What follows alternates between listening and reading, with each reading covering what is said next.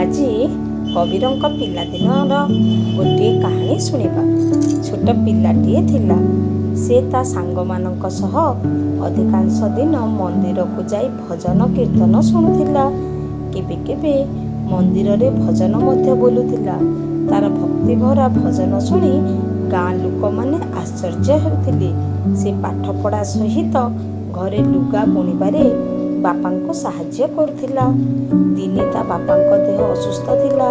ମା କହିଲେ, ପୁଅରେ, ଆଜି ତୁ ହାଟକୁ ଯିବୁ।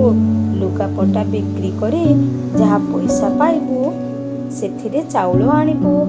ଘରେ ଚାଉଳ ମୋଟେ ନାହିଁ। ଚାଉଳ ଆଣିଲେ ରନ୍ଧା ହେବ। ପିଲାଟି ଲୁଗାପଟା ନେଇ ହାଟକୁ ବାହାରିଲା। ଶୀତ ଦିନ ହୋଇଥାଏ। ବାଟରେ ଦେଖିଲା ଭିକାରୀମାନେ ଶୀତରେ ଥରୁଛନ୍ତି। ସେମାନଙ୍କ ପାଖରେ ପିନ୍ଧିବା ପାଇଁ ଲୁଗା, ଘୋଡ଼ାଇ ହେବା ପାଇଁ ଚାଦର ନାହିଁ। ତା ମନରେ ଦୟା ଆସିଲା। ଆଣିଥିବା ଲୁଗାପଟା ସବୁ ସେମାନଙ୍କ ମଧ୍ୟରେ ବାଣ୍ଟି ଦେଲା। ଶେଷରେ ଖାଲି ହାତରେ ଘରକୁ ଫେରିଲା। ଘର ପିଣ୍ଡା ଉପରେ ଚୁପ୍ ହୋଇ ବସି ରହିଲା। ଭାବିଲା, ମା ଚାଉଳ ଆଣିବା କଥା ପଚାରିଲେ କ'ଣ କହିବି?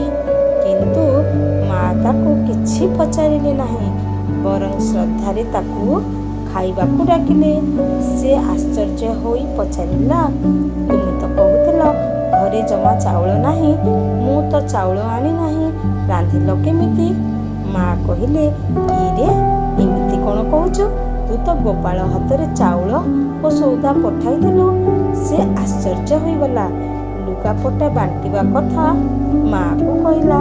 ମା ସବୁ ଶୁଣି କହିଲେ, ସାଧୁ ସନ୍ଥ, ଦୁଃଖୀ ଓ ଗରିବ ମାନଙ୍କ ସେବା ହିଁ ଈଶ୍ୱରଙ୍କ ପ୍ରକୃତ ସେବା।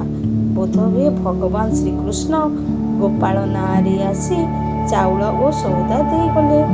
ଭଗବାନ ଶ୍ରୀକୃଷ୍ଣ ଘରକୁ ଆସିବା କଥା ଶୁଣି ସେ ଖୁସିରେ ନାଚି ଉଠିଲା।